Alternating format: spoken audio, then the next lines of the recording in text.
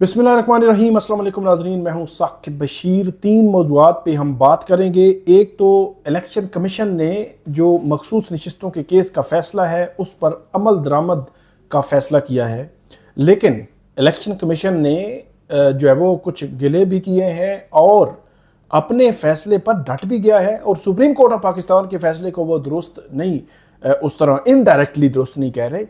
Election commission की press release जो है वो बहुत ही मानाखेज प्रेस रिलीज़ है। इस पे एक तो बात करेंगे कि आइंदा आने वाले दिनों में मखसूस नशिस्तों के केस में जो सुप्रीम कोर्ट ऑफ पाकिस्तान ने 12 जुलाई को फैसला दिया था, क्या उस पर मिन्नो अन अमल हो जाएगा, इस पे बात करेंगे तफसील के साथ। दूसरा मामला है election tribunals. 8 election tribunals Punjab में तैनात हुए थे। मलक शहजाद अहमद खान जो chief justice Lahore high court थे, अब जस्टिस सुप्रीम कोर्ट के जज बन चुके हैं, उनकी जानिब से ये 8 ट्रिब्यूनल्स तैनात हुए थे। लाहौर हाई कोर्ट का फैसला था, उस फैसले के तनाजुर में ये 8 जजेस को तैनात किया गया था। अब ये डेडलॉक आया है इलेक्शन कमीशन और लाहौर हाई कोर्ट के दरमियान कि लाहौर हाई कोर्ट के चीफ जस्टिस ने कहा है कि वही ट्रिब्यूनल्स तैनात रहेंगे जो पहले काम कर रहे हैं। सबसे अहम मामला है, अब सुप्रीम कोर्ट ये तय करेगी कि क्या वही ट्रिब्यूनल रहेंगे या उसमें कोई तब्दीली आएगी। तीसरा मामला है जस्टिस जो है वो मज़हर आलम मियाँ खेल और जस्टिस सरदार इजाज़ इसाक खान, इनको 2 रिटायर्ड जज थे, इनको एडहॉक जज जो है वो लगा दिया गया है। क्या हुआ आज की मीटिंग में, जो जुडिशल कमीशन ऑफ पाकिस्तान की मीटिंग थी, इस मीटिंग में क्या हुआ उसकी रोदात आपके सामने रखेंगे। आप हमारे साथ रहिए। तफसील में जाने से कबल आप हमारा यूट्यूब चैनल ज़रूर सब्सक्राइब कर लें, बेल आइकन का बटन ज़रूर प्रेस कर लें ताकि जब भी हमको वीडियो अपलोड करें तो फ़ौरन उसका लिंक आपको मिल जाया करे। हम शुरू करते हैं इलेक्शन कमीशन ऑफ पाकिस्तान से। इलेक्शन कमीशन ऑफ पाकिस्तान की जो प्रेस रिलीज़ है बहुत मानाखेज है, वो प्रेस रिलीज़ आपको बताना ज़रूरी है। इलेक्शन कमीशन ऑफ पाकिस्तान ये कहता है कि इलेक्शन कमीशन का कल और आज सुप्रीम कोर्ट के हुक्म पर अमल दरामद के सिलसिले में इजलास हुआ। इजलास में इलेक्शन कमीशन ने सुप्रीम कोर्ट के फैसले पर अमल दरामद का फैसला किया है। अब यहां तक तो बात ठीक है कि सुप्रीम कोर्ट ने जो फैसला दिया है उस पर अमल होगा। मतलब पीटीआई के 41 जो एमएनएज हैं वो लिस्ट जमा कराएंगे, एफिडेविट्स देंगे।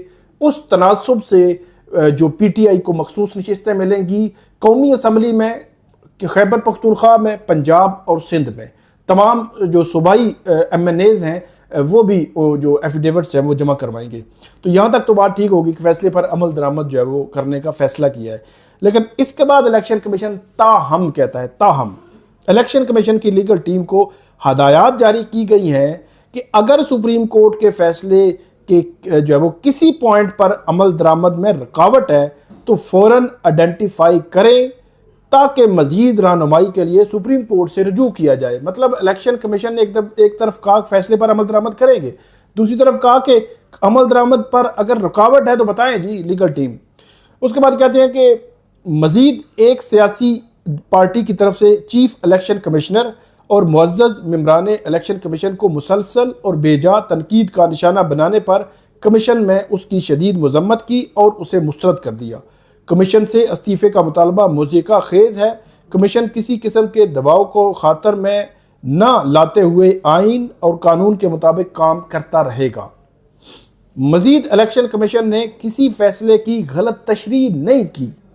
इलेक्शन कमीशन ने पीटीआई के इंट्रा पार्टी इलेक्शन को दुरुस्त करार नहीं दिया, जिसके खिलाफ पीटीआई मुख्तलिफ फोरम्स पर गई और इलेक्शन कमीशन के फैसले को अपहोल्ड किया गया।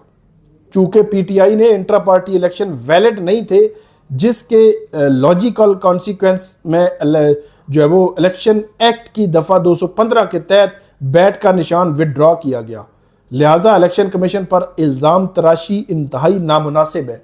अच्छा, ये बात जो है कि इलेक्शन कमीशन ने गलत तशरीह की है।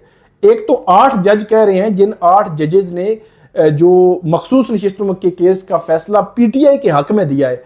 एक तो ये जज कह रहे हैं कि इलेक्शन कमीशन ने सुप्रीम कोर्ट के 13 जनवरी के फैसले की गलत तशरीह की। एक तो ये 8 जज कह रहे हैं। फिर इसके अलावा जो नैले पे दैला है वो है चीफ जस्टिस काजी फाइज ईसा और जस्टिस जमाल खान मंदोखेल, वो भी यही बात कर रहे हैं। जस्टिस याया अफरीदी भी यही बात कर रहे हैं। अच्छा, चीफ जस्टिस काजी फाइज ईसा कैटेगोरिकली उन्होंने कहा कि इलेक्शन कमीशन ने गलत तशरीह की। اور غلط تشریح کا مطلب یہ تھا کہ اب الیکشن کمیشن یہاں پہ تو یہ کہہ رہا ہے کہ ہم نے صرف بلے کا نشان جو ہے وہ واپس لیا، لیکن وہ 2 فروری کا فیصلہ جو ہے اس میں انہوں نے انڈیپینڈنٹ ڈکلیئر کر دیا تھا سب پی ٹی آئی کے لوگوں کو. ان کے نشانات تو نہیں تھے، انڈیپینڈنٹ آپ ڈکلیئر نہیں کر سکتے تھے جو الیکشن کمیشن نے کیا. یہ بات ہے، یہ پوائنٹ ہے جہاں پہ سپریم کورٹ میں سپریم کورٹ کہہ رہی ہے کہ آپ نے غلط تشریح کی ہے، الیکشن کمیشن کہہ رہا ہے کہ الیکشن کمیشن ڈٹا ہوا ہے کہ میں نے غلط جو ہے وہ تشریح نہیں کی ہے. تو یہ بس عجیب لگا ہے، عجیب.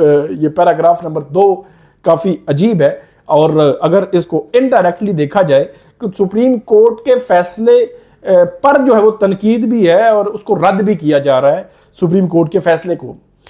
پھر الیکشن کمیشن کہتا ہے کہ جن 39 ایم این ایز کو پی ٹی آئی کا ایم این اے قرار دیا گیا ہے انہوں نے اپنے کاغذات نامزدگی میں پی ٹی آئی سے اپنی ایفیلیشن ظاہر کی تھی، جبکہ کسی بھی پارٹی کا امیدوار ہونے کے لیے پارٹی ٹکٹ اور ڈکلیریشن ریٹرننگ افسر کے پاس جمع کروانا ضروری ہے، جو کہ ان امیدواروں نے جمع نہیں کروایا تھا. لہٰذا ریٹرننگ افیسروں کے لیے یہ ممکن نہیں تھا کہ ان کو پی ٹی آئی کا امیدوار ڈکلیئر کرتے. اچھا، الیکشن کمیشن نے کہہ جو دیا تھا، ڈکلیئر کیسے کرتے وہ؟ بہرحال آگے چلتے ہیں.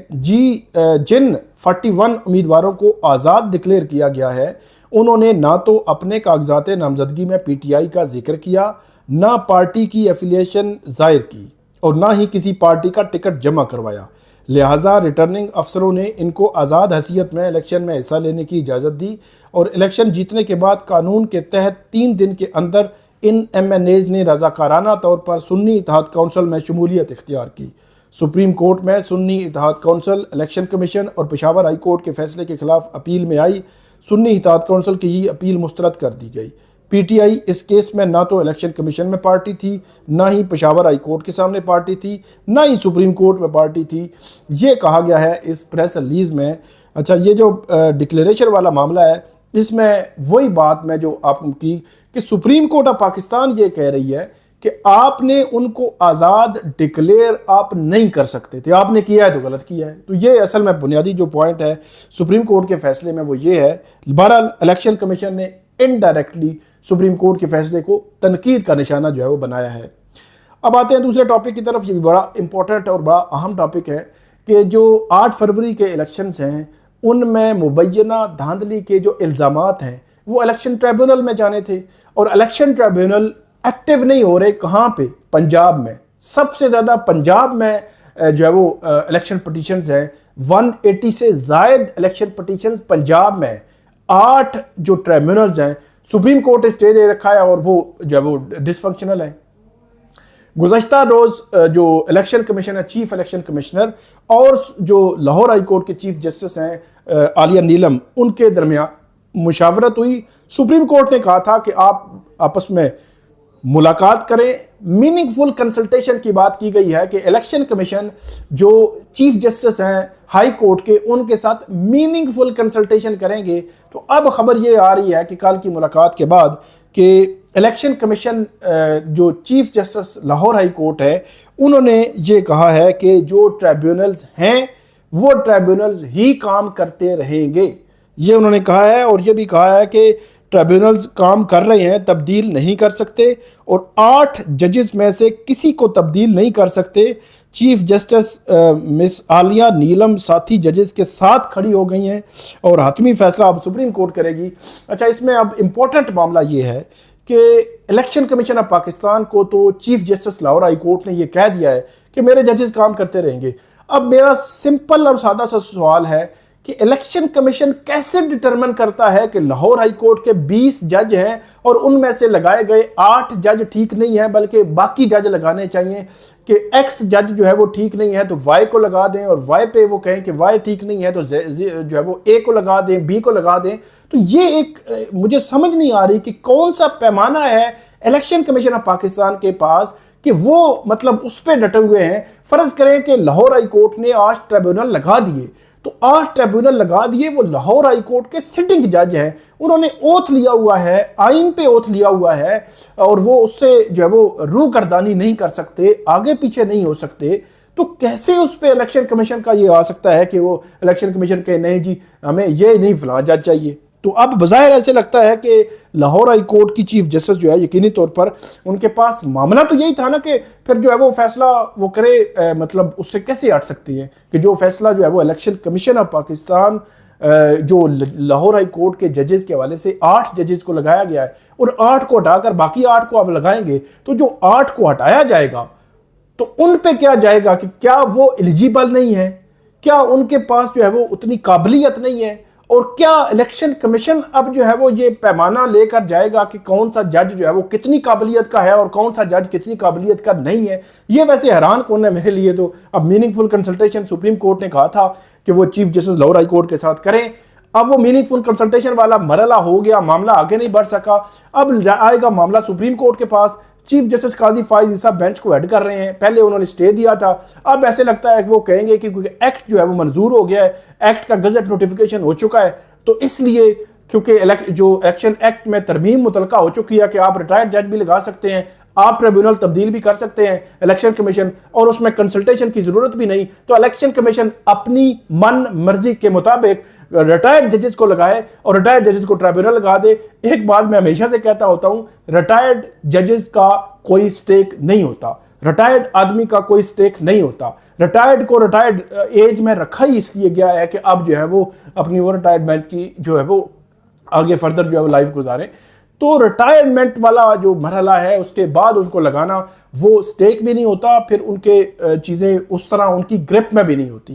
اس لیے اگر الیکشن کمیشن چاہتا ہے کہ شفاف الیکشن کا پر جو دھبا لگا ہے اس کو مٹانا چاہتا ہے، اور جو چاہتا ہے کہ فیئرلی جو ہے وہ دھاندلی کو دیکھا جائے کہ ہوئی ہے اگر دھاندلی یا نہیں ہوئی، تو پھر سٹنگ ججز ہی لگنے چاہیے۔ لیکن مجھے ایسا لگتا ہے کہ سپریم کورٹ کہے گی کہ ایکٹ آ چکا ہے، الیکشن کمیشن ایکٹ کے مطابق جو ہے وہ کرے، جب ان کا من چاہے تو وہ لاہور ہائی کورٹ سے جو ہے وہ میننگ فل کنسلٹیشن کر لے۔ لیکن دیکھتے ہیں کہ فردر اب اس معاملے میں کیا ہوگا۔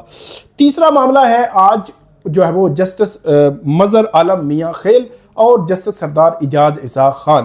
پچھلے 3 سال کے عرصے میں یہ 4 جج تھے، جسٹس مقبول باقر تھے اور جو جسٹس مشیر عالم، جو پچھلے 3 سال کے عرصے کے دوران جو ریٹائرڈ ہوئے، تو ان کو بطور ایڈہاک جج جو ہے وہ سپریم کورٹ تعیناتی کے حوالے سے 12 جولائی کو جو ہے وہ نوٹس ہوا تھا، تو اس میں جسٹس مقبول باقر اور مشیر عالم جو ہے وہ انکار کر چکے، معذرت کر چکے، جسٹس جو ہے وہ مظہر عالم میاں خیل بھی آپ جو ہے معذرت کر چکے تھے، لیکن اس کے باوجود ان کی منظوری دے دی گئی ہے، اور وہ جو ہے وہ 3 جو ہے وہ یہ بتایا جاتا ہے کہ 6-3 کا آیا ہے، 3 ووٹ ان کے خلاف تھے جسٹس مظہر عالم میاں خیل۔ اس کی وجہ یہ بتائی گئی ہے کہ جسٹس منصور علی شاہ اور جسٹس یحییٰ افریدی نے یہ کہہ کر ان کی مخالفت کی ہے کہ جب وہ انکار کر چکے ہیں تو ان کے لانے کی ضرورت نہیں ہے، لیکن جسٹس سردار اعجاز اسحاق خان 1-8 سے وہ ایڈہاک جج مقرر ہو گئے ہیں، جس میں جسٹس منیب اختر نے ان کی مخالفت کی اور باقی ججز جو ہے وہ ان کی حمایت کی، حکومت وقت ان کے ساتھ تھی، چیف جسٹس ان کے ساتھ تھے۔ اب 2 ججز یہ تعینات ہوئے ہیں۔ اب دیکھنا یہ ہے کہ جسٹس جو ہے وہ یہ مظہر عالم میاں خیل انہوں نے معذرت کر لی تھی، تو اب معذرت کے بعد ان کی تعیناتی ہوئی، تو کیا وہ معذرت ہی رکھیں گے، انکار ہی رکھیں گے، وہ نہیں جوائن کریں گے یا وہ جوائن کر لیں گے؟ یہ سب سے بڑا اہم سوال ہے۔